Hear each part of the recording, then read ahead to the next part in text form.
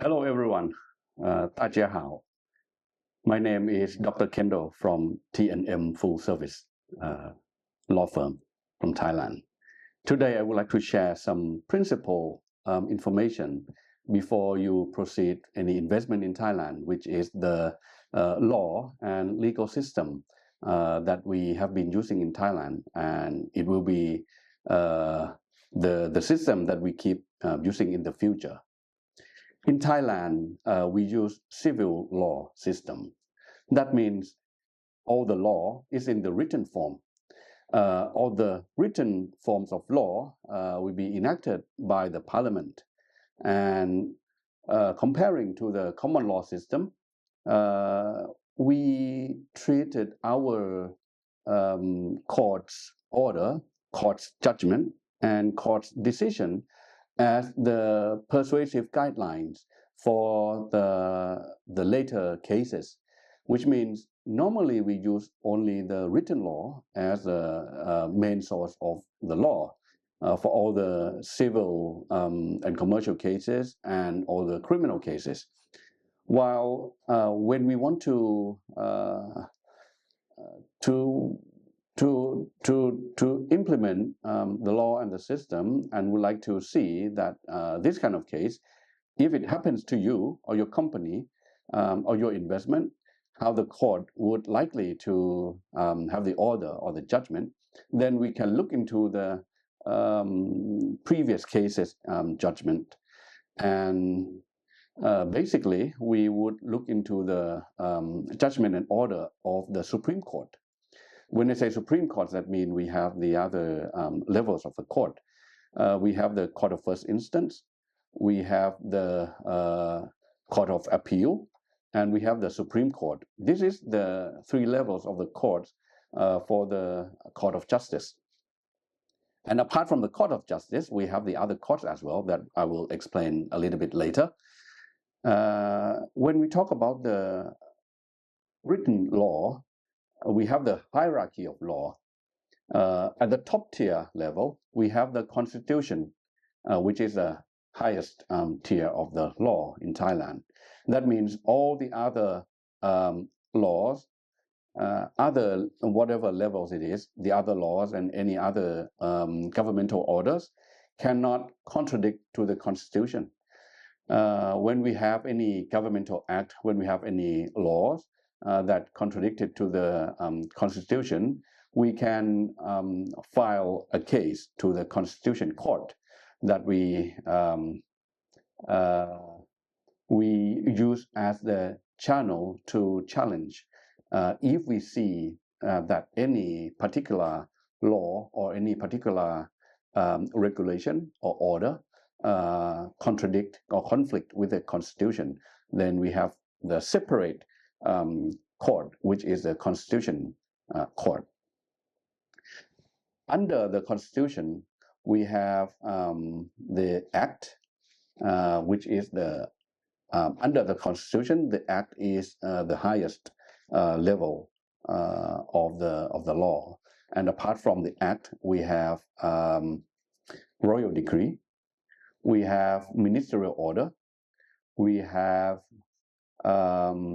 Ministerial Regulations, we have Ministerial Announcement, we have then for the lower tier, we have departmental regulations, we have departmental announcement, we have registrar order. So this lower tier of the law mainly relating to the operational regulations or operational orders.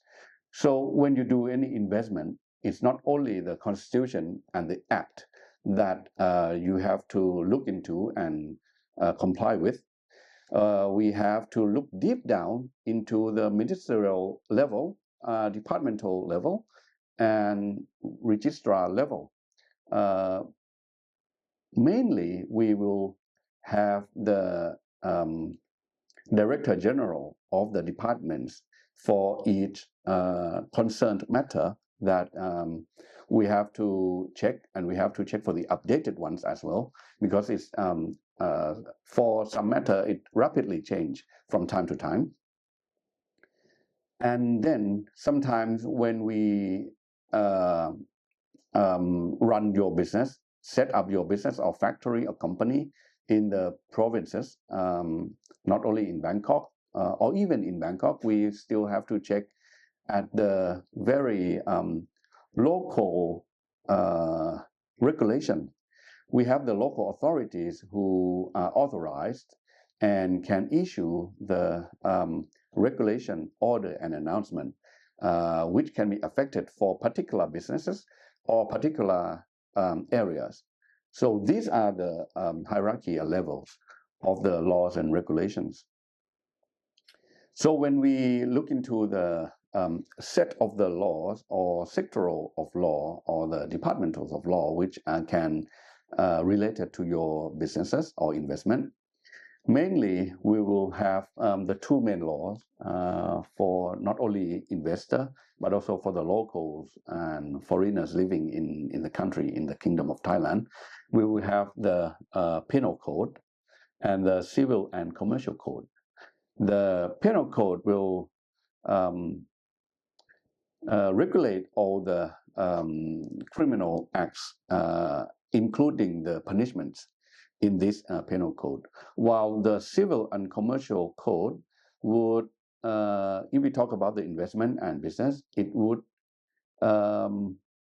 cover from the setting up of the business entity, the company, partnership, and how you run it, how you should operate your business, the right of the shareholder, the duty and responsibility of the directors of the company, and for all the other commercial actions, contracts, agreements, and all kind of like a general scope of the commercial activities that you have to comply with. That's the Civil and Commercial Code. Apart from the two laws, we can have the Public Company Act that is for the public company, either listed or not listed in the stock market.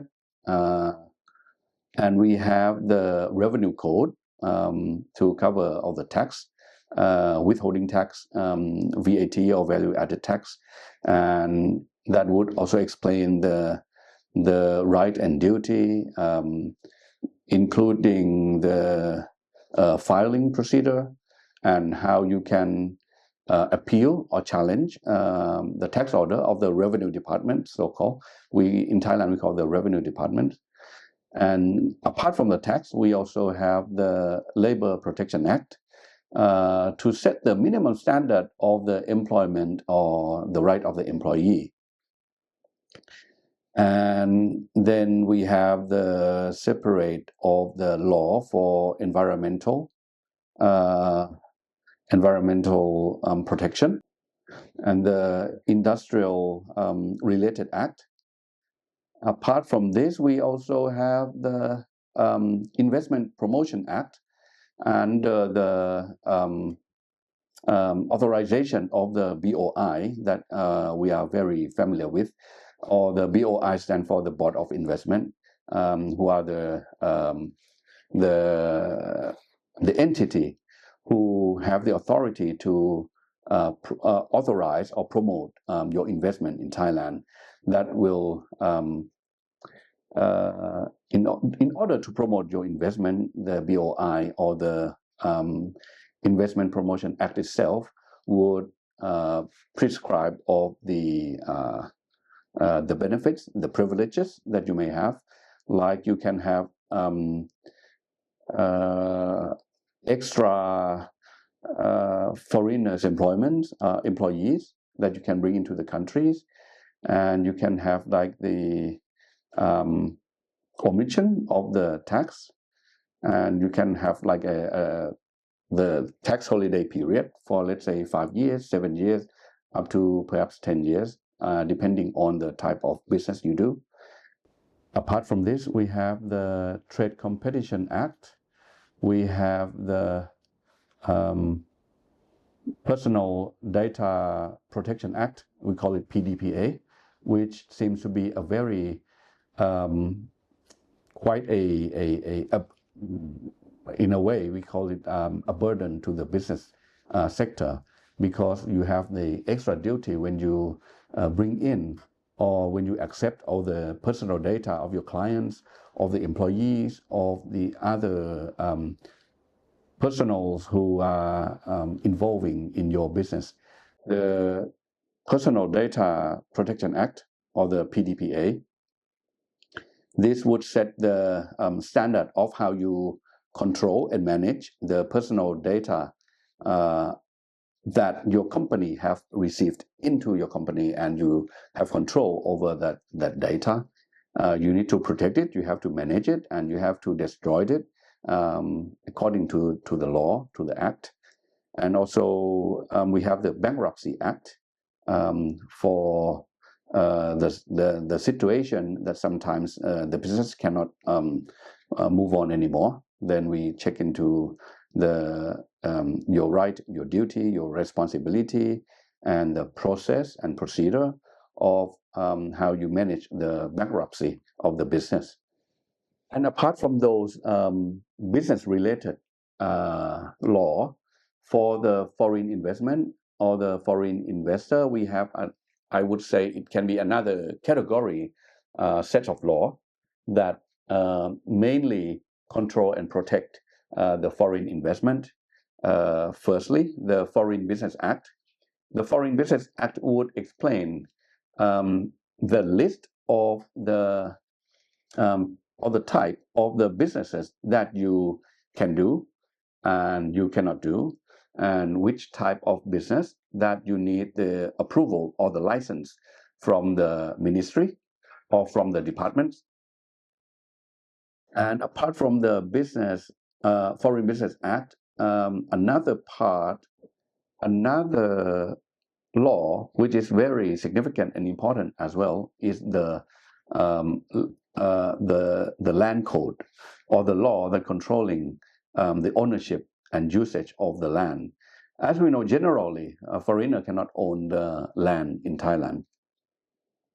But under some special circumstance and some special approval, you are allowed to own the land, especially when you get the promotion from the BOI, or you get the approval from the EEC, the Eastern Economic Corridor Authority. Then you can own the land for your business operation.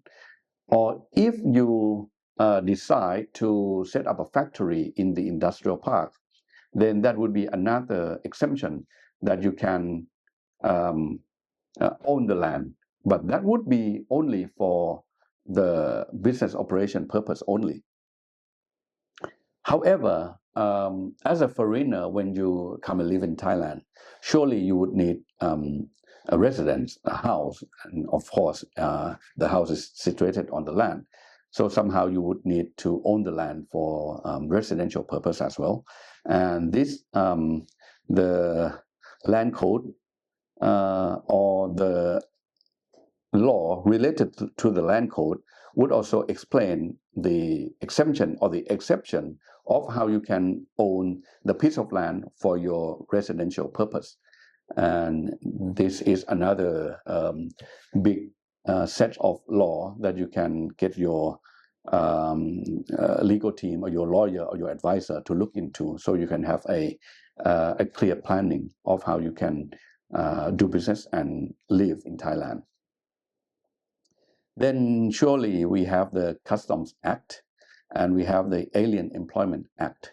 For the Customs Act, that control the import and export duty, and for the Customs Act, it would comes with the big bunch of the list of the tariff rate, and would also include the custom clearance, and also comes with all the other announcement, other special agreement like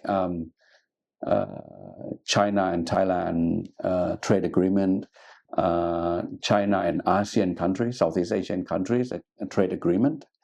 That would be another set of the customs related law. And also for the Alien Employment Act, this is the law that scope into the when you would like to employ the Chinese staff or foreign staff from any other country, then we have the special law to comply with, that you need to apply for the work permit, and there will be the quota, the type of the works or the positions, and so on and so on. These are another law that related to the foreign investment and foreign business operation in Thailand. Apart from the laws, when we have any dispute or even a pre-litigation dispute management process, or the litigation and any other other action that you would require the court process, the court procedure, filing of your cases, then you should know the court system or the justice system of Thailand as well. When we talk about the court, apart from the constitutional court that would only receive the case according to the ones that related to the constitution only, under that we have the Court of Justice, we have the administrative courts, we have the specialized courts, and we have the military court. So we set aside the military court, which would only take the case related to the military officers. For the administrative courts would take the cases or have the scope to cover the cases involving the government agencies or the governmental orders or the governmental regulations, that if you think you have a dispute or you are affected by those sets of orders, regulations, or actions of the government, or even with the governmental agreements, sometimes you sign the contract with the government agencies or the authorities, and when there is any disputes or challenges that you would take a files against you would take a case against the authorities or the government, then you proceed to the administrative court. And for the specialized court, you have the intellectual property and international trade court for the dispute about the IP, intellectual property, about the international trading. Then you go to this specialized court. We have the labor court for the labor cases. We have the tax court for the tax dispute. Apart from this, we always go to the Court of Justice. The Court of Justice is the main court that takes all the other cases which does not fall into the scope of those specialized courts and does not fall into the administrative court. Then we go to the Court of Justice. And the Court of Justice would take both the civil and commercial cases and also the criminal cases. And for the Court of Justice, we have the three levels: the Court of First Instance, Court of Appeal, and the Supreme Court. While the administrative court, we will have only two courts: the level of the Court of First Instance of administrative court, and we have the highest administrative court. So this is a general, to give you the general idea of the court system in Thailand. So I think what I have been sharing, this kind of general wide scope and principle level of the law and legal system in Thailand would at least give you some basic idea of how you should design and how you should manage and how you can do the planning for your operation of your business and investment in Thailand. Then you can manage and minimize your risk for the investment in terms of legal, in terms of financial, in terms of operational, and you can have like a basic idea when you get your advisor or lawyers get into the team and involved in your business planning. Next time, I will share further about the um, special agreement between the two countries, China and Thailand, and see how this trade agreement or investment agreement can affect and impact either positively or negatively. You would have an idea of how it would impact your business and investment. So hopefully I'll see you next time. And thank you for watching. 新篇秋出海，有趣这公云